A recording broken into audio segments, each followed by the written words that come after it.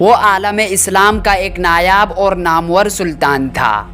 وہ انگنت زبانوں پر عبور رکھتا تھا، عربوں سے عربی میں، منگولوں اور تاتاریوں سے تاتاری زبان میں، یونانیوں سے یونانی میں، حبشیوں سے ان کی زبان میں، اس طرح دوسری اقوام سے ان کی زبان میں گفتگو بڑی روانی سے کرنے میں ماہر تھا۔ سلطان بننے سے پہلے وہ جگہ جگہ ایک غلام کی حیثیت سے دھکے کھاتا پھرتا تھا، لہٰذا اس نے اس دوران میں مختلف زبانوں میں عبور حاصل کر لیا تھا۔ وقت کی آنکھ نے کبھی اسے ایک گڈریے کی صورت میں دشت قچاق میں بھیڑ بکریاں چراتے ہوئے دیکھا۔ آسمان نے کبھی اسے دمشق شہر میں بردہ فروشوں کی منڈی میں ایک غلام کی حیثیت سے بکتے دیکھا۔ کبھی اس نے دمشق اور مصر کے امراء کی نوکری چاکری کرتے ہوئے وقت گزارا، اور کبھی رزمگاہ میں صف شکن لشکری کے سنگ میں بھی دیکھا گیا، اور کبھی وقت کی تیز آنکھ نے اسے اسلامی لشکر کے سالار اعلیٰ کی حیثیت سے بھی دیکھا۔ مشہور امریکی مورخ ہیرلڈ لیم اس سے متعلق لکھتا ہے، اسے اپنے سوا کسی پر اعتبار نہ تھا، اس لیے وہ بحث بدل کر خود گشت لگاتا اور اپنے دشمنوں کی خود ہی مخبری کرتا تھا۔ وہ اپنے ہم پیالہ ہم نوالا ساتھیوں کو چھوڑ کر تنہا نکل جاتا۔ کبھی اسے مصر میں دیکھا جاتا اور کبھی وہ دوسرے دن فلسطین میں نمودار ہوتا۔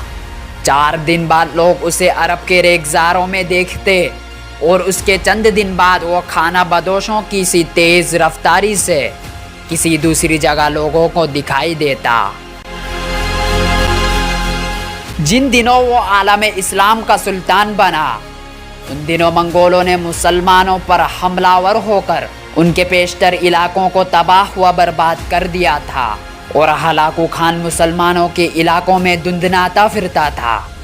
ایک بار منگول مغنی کے بحث میں وہ اکیلا اور تنہا ہلاکو کی سلطنت میں داخل ہوا۔ کئی دن کے لگاتار سفر کے بعد وہ اس کے علاقوں میں داخل ہونے کے بعد کریا بستی بستی اس کے علاقوں کی جاسوسی کرتا رہا۔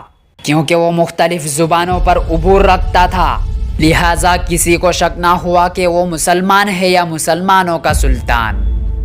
ایک دن اس نے منگولوں کے ایک شہر میں ایک نان بائی کی دکان میں کھانا کھایا اور ایک برتن میں اپنی شاہی انگوٹھی اتار کر رکھ دی۔ اس کے بعد وہ اپنے علاقے میں واپس آ گیا اور ایک قاصد ہلاکو خان کی طرف بھیجا اور اسے کہلایا، میں تمہاری مملکت میں حالات کا معائنہ کرنے کے لیے فلاں جگہ گیا تھا، فلاں شہر میں فلاں نان بائی کی دکان پر اپنی شاہی انگوٹھی بھول آیا ہوں، مہربانی کر کے وہ انگوٹھی تلاش کر کے مجھے بھجوا دے، کیونکہ وہ انگوٹھی مجھے بے حد عزیز ہے۔ ہلاکو خان مسلمانوں کے سلطان کی اس جرت اور جسارت پر ششدر رہ گیا، اور وہ اس کی دلیری سے ایسا مرعوب ہوا کہ اس کی انگوٹھی تلاش کر کے اس کی طرف بھجوا دی۔ منگولوں کو جب خبر ہوئی کہ مسلمانوں کا سلطان خود بھیس بدل کر ان کے علاقوں میں داخل ہوا تھا، تو مورخین لکھتے ہیں کہ منگولوں پر سلطان کی ہمت اور شجاعت کی وجہ سے ایک دہشت اور خوف طاری ہو گیا تھا، اور وہ سوچنے لگے تھے کہ جس سلطنت کا حکمران اتنا جری اور جرت مند ہو، اس کے لشکریوں کا کیا عالم ہوگا، اور ہم اس کا مقابلہ کیسے کریں گے۔ ان دنوں کیونکہ بحر روم کے ساتھ ساتھ مغرب کے صلیبیوں نے اپنے بڑے بڑے اڈے بنا لیے تھے، ان میں زیادہ نامور انطاکیہ کا حاکم بوہیمین تھا۔ سلطان ایک مرتبہ ایک نصرانی زائر کا بھیس بدل کر صلیبیوں کے مقبوضہ علاقوں میں جا داخل ہوا، اور کئی ماہ تک ان کے عسکری استحکامات، قلعوں اور دوسرے اہم مقامات کا جائزہ لیتا رہا۔ وہ تقریباً 22 ایسے قلعے دیکھنے میں کامیاب ہو گیا جو ان دنوں صلیبیوں کی عسکری قوت کا مرکز تھے، اور یہ سارا کام اس نے تنہا کیا۔ اس کے بعد اس نے ایک ستم ظریفی کی، اس نے ایک قاصد اور الچی کا بیس بدلا اور جنگل میں ایک ہرن کا شکار کر کے وہ ہرن لے کر انطاکیہ کے بادشاہ بوہیمین کے دربار میں جا داخل ہوا، اور وہ شکار پیش کرنے کے بعد کہنے لگا، عالیجاں، مجھے مصر کے سلطان ملک ظاہر نے بھیجا ہے पता चला कि आप क्योंकि शिकार का बहुत शौक रखते हैं, इन दिनों शिकार के काबिल नहीं है, लिहाजा उन्होंने ये ताज़ा शिकार बतौर हदिया भेजा है, इसे कबूल फरमाए। मेरे आका आपके शुक्रगुजार होंगे। कहते हैं सुल्तान जब ये गुफ्तगू करने और शिकार अंताकिया के बादशाह के हवाले करने के बाद वहाँ से निकल गया तो चंद दिन बाद अंताकिया के बादशाह पर किसी ने इंकिशाफ किया कि जो शख्स तुम्हारे पास हिरन का शिकार लेकर आया था वो तो खुद मुसलमानों का सुल्तान था। इस इंकिशाफ पर नसरानियों के बादशाह बोहिमेन पर खौफ और लर्जा तारी हो गया था। ऐसे नाकाबिले यकीन वाक़ियात सर अंजाम देने वाला मिस्र का सुल्तान रुकनुद्दीन बेबर्स था। सुल्तान बेबर्स का कद तवील था, उसके आज़ा निहायत ही कवी और मुतनासिब थे, इंतहाई दर्जे का खूबरू और वज़ा था, चेहरे से रोब और वकार टपकता था, रंग सुर्ख और सफ़ेद था, बाल सुर्ख और आंखें नीली थी। बाज़ मुअर्रिखीन ये भी कहते हैं कि बचपन में जब वो गुलाम था तो उसकी एक आँख खराब हो गई थी, ताहम उस नक्श ने सुल्तान की खूबसूरती, उसकी खुशरोई और वजाहत पर कोई असर न डाला था। सुल्तान बेबर्स सन 1223 में वस्ते एशिया में पैदा हुए।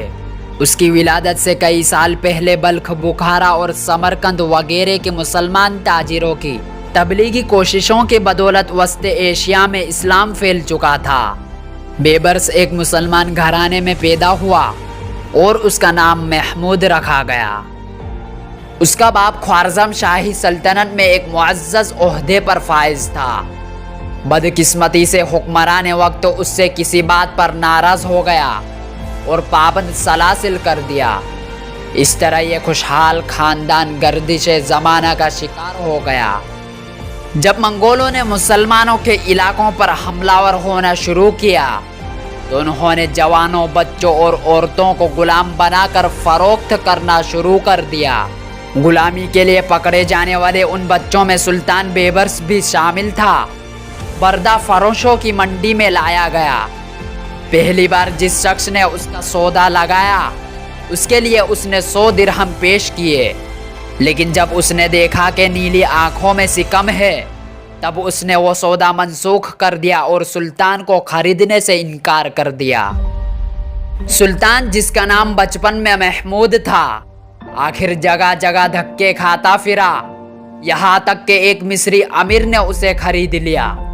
खरीदने वाले अमीर का अली अली इब्ने वर्फा था।